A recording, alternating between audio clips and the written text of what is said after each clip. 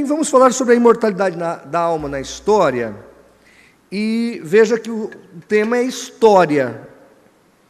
Imortalidade e história.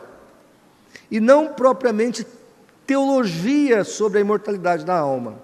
Então eu vou ter que ler bastante coisas e eu peço que você tenha paciência. Mas o que está acontecendo hoje em dia? Nós estamos vivendo o politicamente correto. E o politicamente correto, muitas vezes, ele não se coaduna com a Bíblia.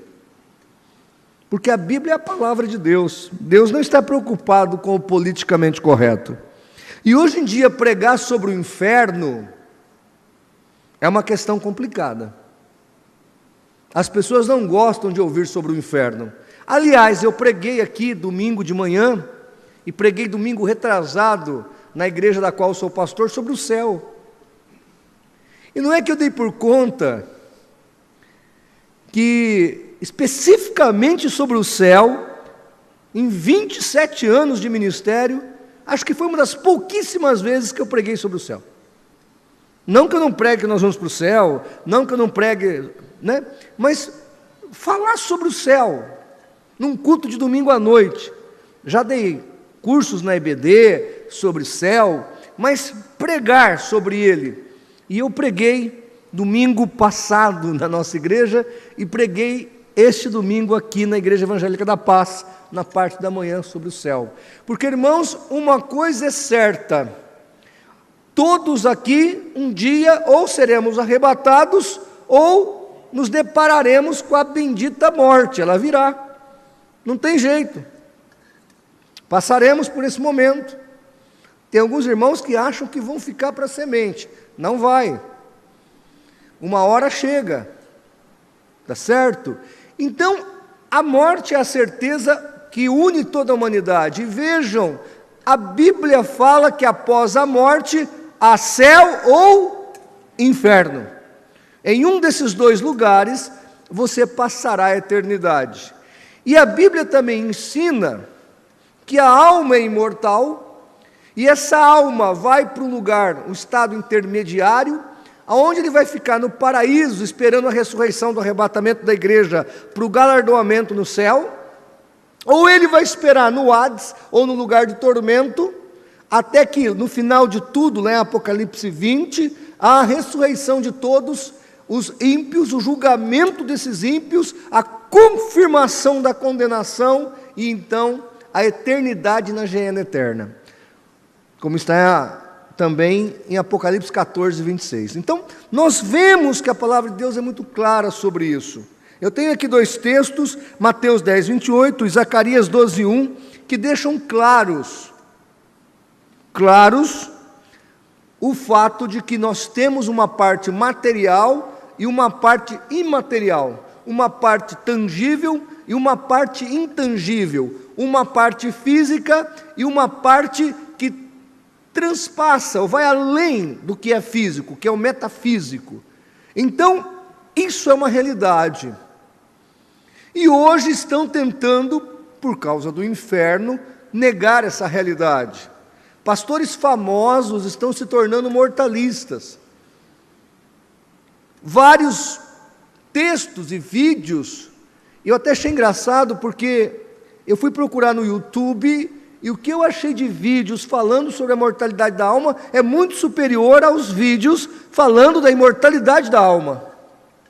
Agora nós criamos alguns, naquele debate que eu tive lá com um adventista aqui no programa da HIT, vejam só, nós acabamos gerando vários vídeos falando sobre essa questão da imortalidade da alma. Aí o professor Paulo também gerou vários vídeos, colocamos no nosso canal, e agora está aparecendo alguns vídeos lá. O Tardes também fez alguns vídeos para o Teologar. Então agora está aparecendo alguns vídeos sobre a imortalidade da alma. Mas há vários pastores famosos aí, negando a imortalidade da alma.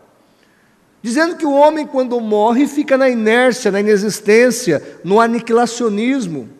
O problema disso não é nem na antropologia, o problema é na cristologia, porque Jesus é 100% Deus e 100% homem, e como homem ele morreu.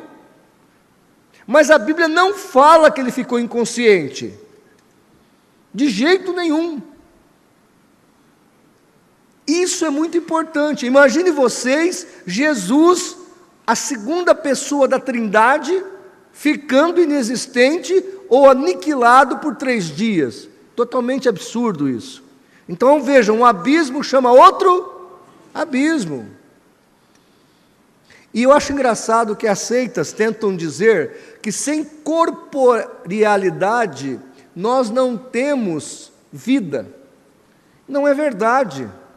Deus, o Pai, não tem um corpo físico e ele existe. Os anjos não têm corpos físicos e eles existem. Os próprios demônios não têm corpos físicos e eles existem. Então não há corporalidade, mas há personalidade, porque os espíritos existem. O próprio cristão é chamado de espírito, lá em Hebreus, capítulo 11, 12 e 13, Deus nos chama de espíritos, arrolados nos céus. Então, a Bíblia deixa clara, muito claramente, que nós temos uma parte imaterial e uma parte material. E quando morrermos, não seremos extintos. Pastor, fica vagando. E se o meu marido aparecer, se a falecida minha esposa aparecer, e se a minha sogra de repente aparecer no pé da minha cama depois de morta, é consciência pesada.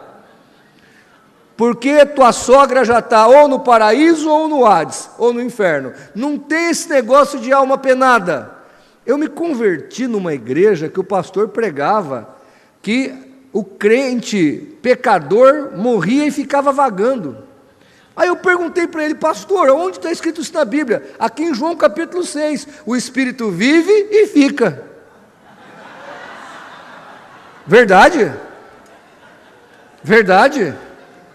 O Espírito vive e fica.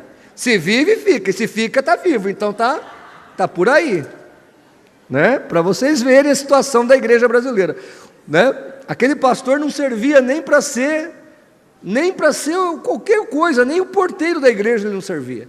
Era o pastor da igreja, né? Então nós temos que tomar cuidado com isso. Nós vamos ler alguns personagens. Ah, pastor João Flávio, mas eu queria depois esse PDF, o senhor manda para mim? Eu mando. Só você me chamar no zap, não precisa chamar às 3 da madrugada, tá? Ontem ligou um irmão, 2h30 da madrugada. Não precisa me chamar de madrugada, pode me chamar no horário comercial. Mas eu mando para você, tá ok?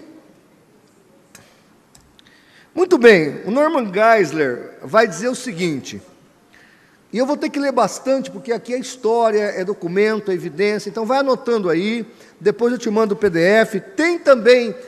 Tem mais apostilas aí, pastor? Quem ainda não comprou os seus jogos de apostilas, não estão com a mão, quem não comprou? Todo mundo comprou? Quem não comprou, passa na livraria, custa quanto, pastor? R$10, todas as apostilas, todas as palestras aí colocadinhas, bonitinhas para você, não perca essa oportunidade. Então diz Norman Geisler, um grande apologista cristão, a crença no aniquilacionismo, embora tenha como maiores representantes as testemunhas de Jeová e os adventistas do 7º dia, como também alguns que estão no meio evangélico, é uma crença bem antiga.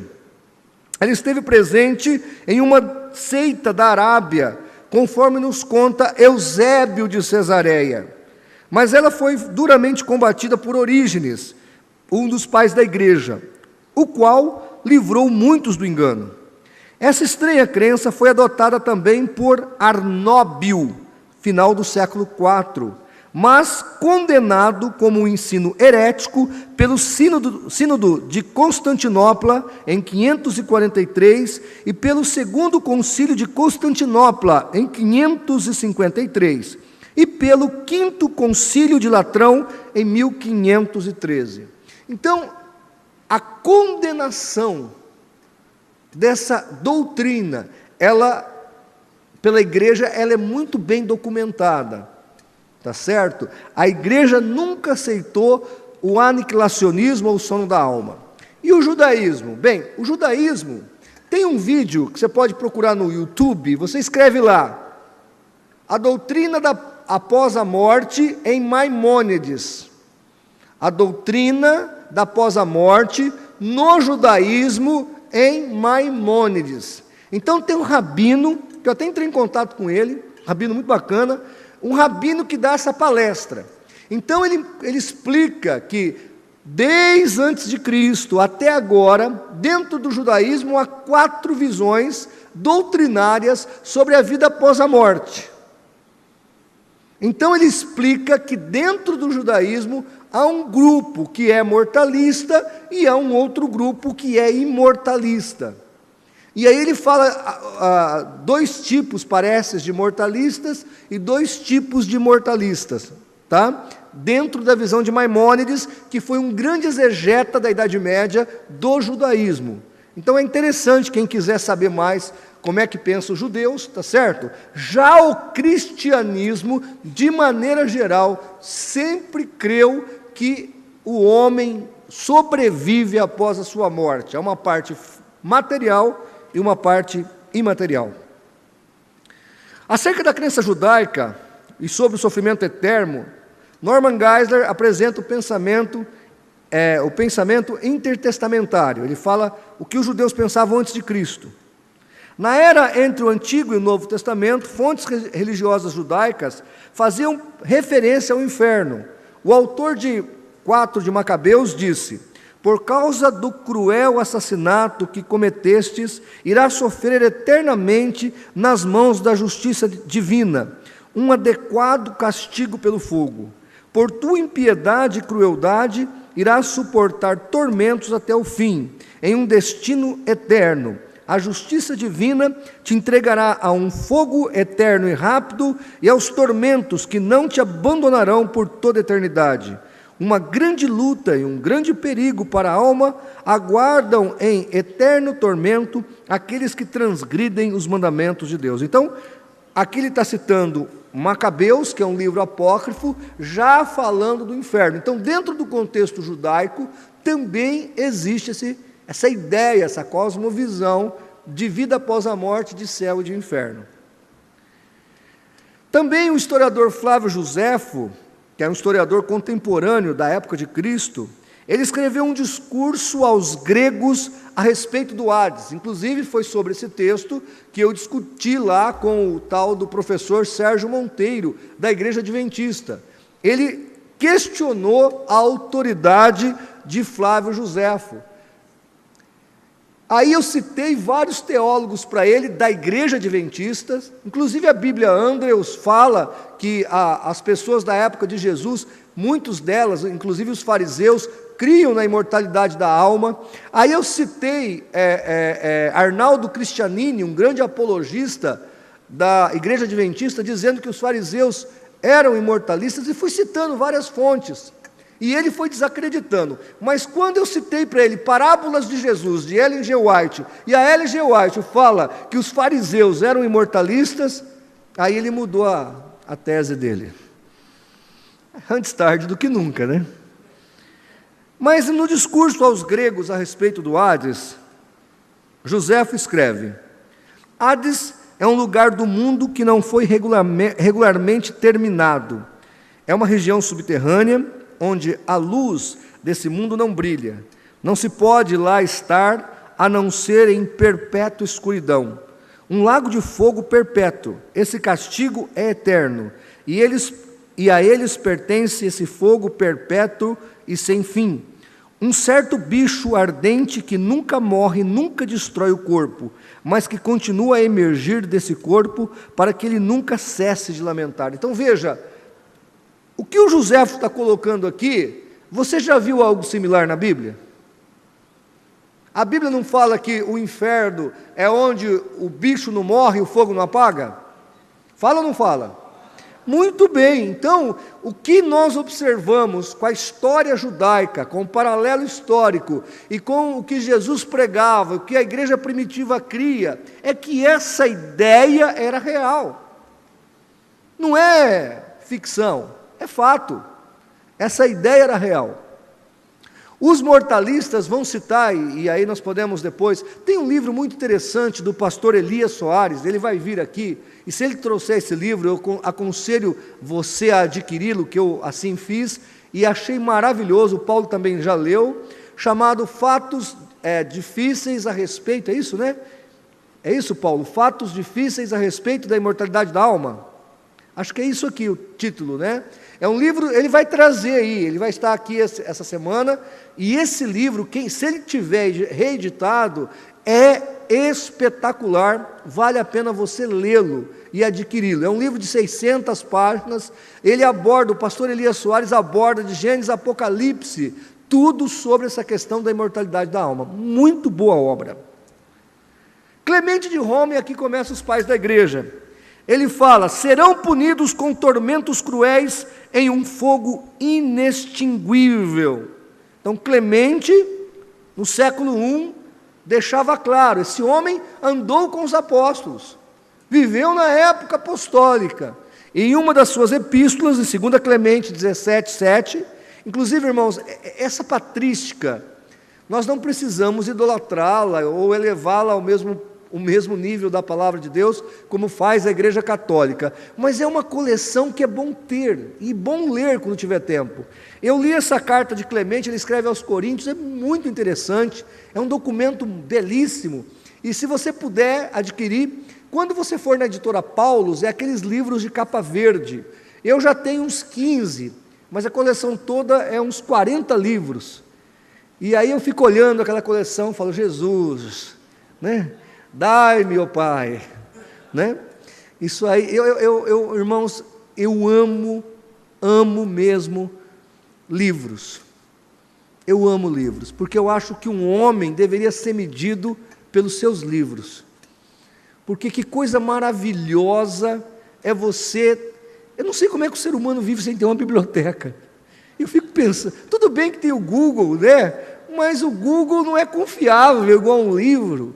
Eu gosto de pegar o livro, eu gosto de marcá-lo, de riscá-lo, de catalogá-lo, e eu fico pensando como é que tem crente que nem dicionário bíblico tem em casa. Quem não tem dicionário bíblico em casa, que levanta a mão? Tudo pecador. Onde já se viu? Ler a Bíblia sem um dicionário bíblico, você é um pecador, né? Além do normal. Então adquira, compra, irmãos, olha, essa livraria, que entre nós, essa livraria da IAPAS é uma bênção, é uma tentação.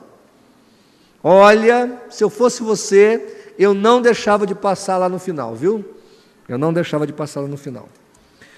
Policarpo de Esmirna, olha o que ele escreve, e que já estão no lugar que lhes é devido, junto ao Senhor. Ele continua, exorto-vos, pois, a todos a obedecer e exercitar toda a paciência, e que viste com vossos olhos somente, mas bem-aventurado Inácio, Rufo, Zósimo, está falando de heróis da fé, mas também outros dos vossos, e no próprio Paulo, e nos demais apóstolos, persuadidos, que não correram em vão, mas na fé e na justiça, e já estão no lugar que lhes é devido.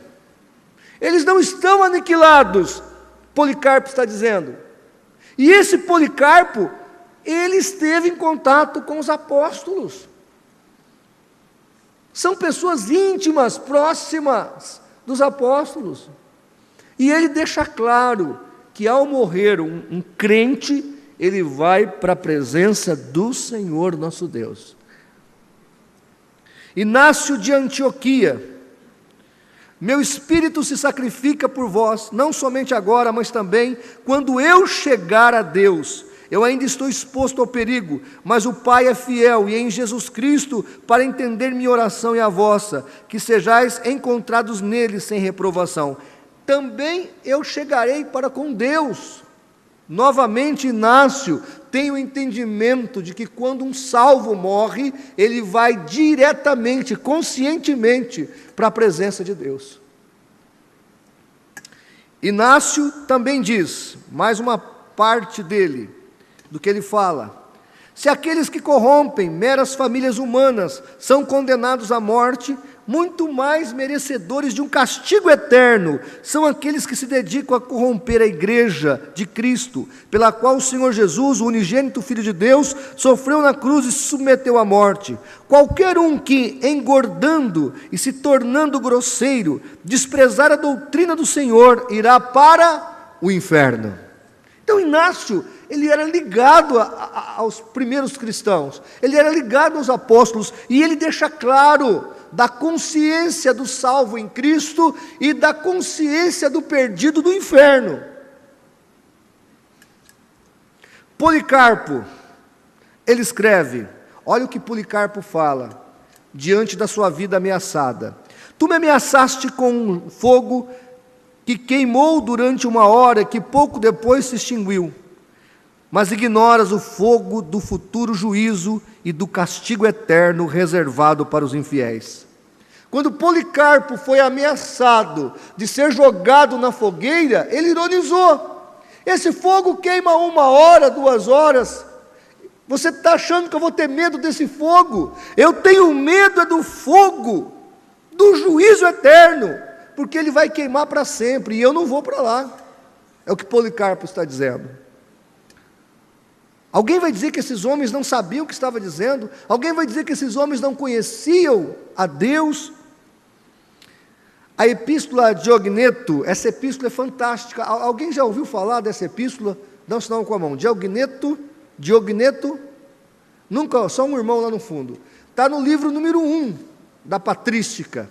Inclusive eu escrevi um artigo no site do CACP sobre a idolatria. Essa epístola de Diogneto fala da idolatria. Muito fantástico isso. Mas olha o que ele fala sobre a imortalidade da alma. A alma imortal habita em uma tenda mortal. Os cristãos também habitam como estrangeiros, em moradas que se corrompem, esperando a incorruptibilidade nos céus. Então veja, a alma é o quê? Imortal. Está documentado. Um dos pais da igreja. Irineu: o corpo morre e é decomposto, mas não a alma ou o espírito. Ou seja, Irineu está dizendo que ao morrermos, nós não seremos destruídos, nós não seremos aniquilados, porque a alma é imortal. Tertuliano, ele fala o seguinte: ele, Deus, eu tenho assim, um quê muito grande com Tertuliano, porque Tertuliano, ele é um dos desenvolvedores da sistematização da teologia a respeito da Trindade. Tertuliano vai dizer: ele, Deus, garante vida àqueles que o seguem e obedecem. Por outro lado, ele ameaça com o castigo eterno e um fogo perpétuo àqueles que são profanos e hostis. Continua Tertuliano: é preciso que se alguém se lembre de que o fogo do inferno é eterno e foi expressamente anunciado como um castigo perpétuo. Veja que Tertuliano deixa claro que há um castigo eterno, e ele começa imediatamente após a morte. Eu vou explicar isso, eu falei hoje na rádio, eu vou dar um feedback de novo para você. Geralmente quando eu falo do estado intermediário, do céu, que o crente morre e fica em espírito com Cristo, esperando a hora do arrebatamento, todo crente se sente à vontade com essa ideia. Mas quando se fala do inferno, e a pessoa já está sofrendo antes do julgamento, a pessoa fica não muito à vontade com essa ideia, fica meio constrangida com essa ideia. Mas olha o que diz a Bíblia em João capítulo 3, verso 17 e 18, depois você confere. Em João 3, 17 e 18, o Senhor vai dizer ali, João vai dizer ali, que Jesus veio não para condenar o mundo, mas para salvar o mundo. Mas todo aquele que nele não crer, já está condenado, João escreve. Então, quem morre sem Jesus, não vai ser condenado, ele já está condenado. Eu até preguei aqui no domingo de manhã, não vou te falar de novo não, Vladimir, mas sobre alguém que é pego cometendo um crime delituoso. A pessoa é pega em flagrante, ela é presa, e ela é levada para o que nós chamamos de Centro de Detenção Provisória, o CDP. E como ela foi pega no ato do crime, ela vai ficar presa até o dia do julgamento diante do juiz. E no dia do julgamento diante do juiz, ela então receberá a sentença e irá para o cadeião. Similarmente falando, quem morre sem Jesus vai para o CDP, no estado provisório, que é o lugar de tormento. E ele fica ali esperando até o dia da ressurreição do juízo do trono branco, aonde ele vai receber a sentença. Vai ressuscitar também e vai ser jogado. O Hades volta, ressuscita a pessoa ali, né? Os espíritos do Hades voltam, a pessoa ressuscita, e ali ela recebe a sentença, já ressurreta, e é jogada na guiena eterna, no lago de fogo. E ali o seu tormento só será por toda a eternidade. Isso, irmãos, é o que a palavra de Deus nos ensina. Tá bom? Justino Mártir diz: a punição eterna está armazenada, isto é para os ímpios. Então, mais um pai da igreja declarando isso. Orígenes, a alma tem, o ensinamento apostólico é que a alma tem uma essência e vida própria. E ele continua dizendo sobre os ímpios, que serão entregues ao fogo eterno e à punição. Então, Orígenes vai corroborar com o que estamos falando. Agostinho vai dizer também: se a alma vive num castigo eterno, pelo qual também todos os espíritos impuros serão atormentados, isso representa mais uma morte eterna do que uma vida eterna, pois não existe morte maior ou pior do que quando ela nunca termina. Mas como a alma, que pela sua própria natureza foi criada imortal, então veja que ele deixa claro que a alma foi criada imortal, e ele continua: sua morte derradeira será uma alienação da vida de Deus, e uma eternidade de punição. Tomás de Aquino, ele fala: embora queimem eternamente no fogo, nunca serão consumidos. Ele está falando do castigo eterno aos perdidos. Martinho Lutero: no intervalo entre a morte e a ressurreição, a alma não dorme, mas está desperta e desfruta da visão de anjos e de Deus, e conversa com eles. Então ele está falando que ele está na presença de Deus, se relacionando com Deus. Isso é Martinho Lutero. João Calvino: se a alma não deve sobreviver sem o corpo, como ela não poderia estar presente com o Senhor, estando separada do corpo? Mas o apóstolo remove toda dúvida, quando diz que nós chegamos aos espíritos dos justos aperfeiçoados, Hebreus 12, 23.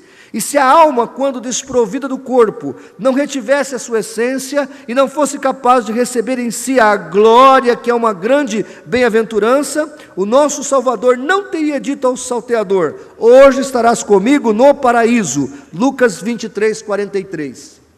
Então João Calvino vai corroborar com a doutrina do estado intermediário da alma e da eternidade, ou no céu ou no inferno. Jacó Armínio: a substância da alma é simples, imaterial e mortal. Então Jacó Armínio também defendia a imortalidade da alma. Confissão de Fé de Westminster, de 1648, seguido aí por várias igrejas protestantes. Os corpos dos homens, depois da morte, retornam ao pó e vem a corrupção, mas as suas almas, que não morrem nem dormem, tendo uma subsistência imortal, retornam imediatamente ao Deus que lhes deu esta subsistência. As almas dos justos, estão então aperfeiçoadas em santidade, são recebidas no mais altos céus, onde contemplam o rosto de Deus em luz e glória, esperando a completa redenção de seus corpos. E as almas dos ímpios são lançadas no inferno, onde permanecem em tormento e completa escuridão, reservados para o juízo do grande dia. Onde está isso na Bíblia, por exemplo? Essa visão está em 2 de Pedro 2, 4 e 9. Quando você lê 2 de Pedro 2, 4, fala que há um grupo de demônios que estão guardados, reservados no inferno para o dia do juízo. E no versículo 9, Pedro fala que aqueles que pecam e vivem no erro, quando morrerem, terão semelhante sentença, ou seja, vão também para o inferno, ficarão conscientes e sofrendo, esperando o dia do seu juízo. John Wesley, ele fala, estou acabando, estes irão partir para um castigo eterno, e os justos para a vida eterna. Então John Wesley corrobora com a ideia de que aquele que parte imediatamente ou já está na glória eterna, ou já está no castigo eterno. Conclusão, vamos ler junto o que está em amarelo? Irão estes para o tormento eterno, mas os justos para a vida eterna. Mateus 25, 46. De novo todo mundo num grande coral. E irão estes para o tormento eterno, mas os justos para a vida eterna. Mateus 25, 46. E aqui, irmãos, é interessante observar, porque se o tormento não é eterno, o céu também não é eterno, a vida também não é eterna. A mesma palavra, eterna, usada para o tormento, é usado para a vida. Então o mortalista não tem como fugir dessa realidade, da eternidade, ou com Deus, ou sem Deus no inferno. Então, que nós possamos entender o que a palavra de Deus nos diz e nos alerta. Agora, preste atenção e eu termino. Você pode escolher fugir dessa realidade, ou você pode encarar essa realidade e pregar o Evangelho. Mateus 25, 41 fala que o inferno foi preparado para quem? Para o diabo e seus anjos.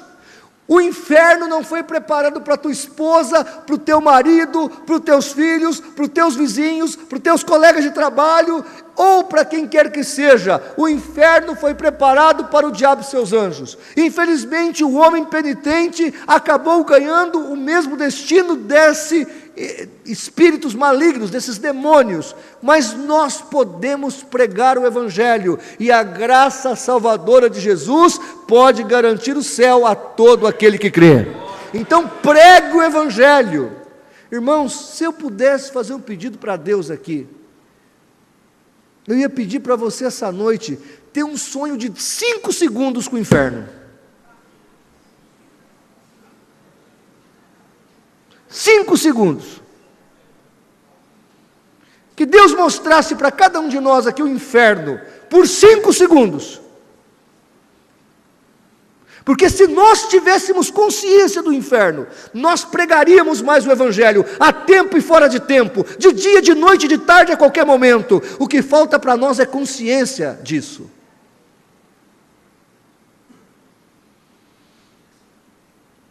Uma outra coisa que eu achei interessante, eu termino com essa. O filme O Céu é de Verdade, eu achei muito legal o filminho. Assiste aí, tem no YouTube, tem na Netflix. O céu é de verdade, porque quando o filho do pastor fala do céu, parece que o pastor não sabia sobre o céu, parece que a igreja não conhecia sobre o céu, até parece que nós não íamos morrermos e irmos para algum lugar. O filme mostra uma igreja que achava que vir na igreja é só cantar aquela musiquinha glória, glória, aleluia. Peraí, nós estamos aqui se preparando para quê? Para o céu. Aliás, quem não gosta de igreja não vai para o céu, porque a igreja é o lugar onde se prepara as pessoas para ir para o céu. Quem não tem comunhão com a igreja não tem comunhão com o céu. É aqui que nós treinamos para viver no céu. Agora, as pessoas não pensam no céu, muito menos no inferno. Temos que pensar no céu, temos que pensar no inferno. O que aconteceu com Lázaro, lá no Rico e o Lázaro, quando o rico morreu e acordou no inferno? Vocês lembram quando o rico morre? E ele acorda no inferno? O que ele quer fazer na hora? Pregar o evangelho. Quer virar pregador.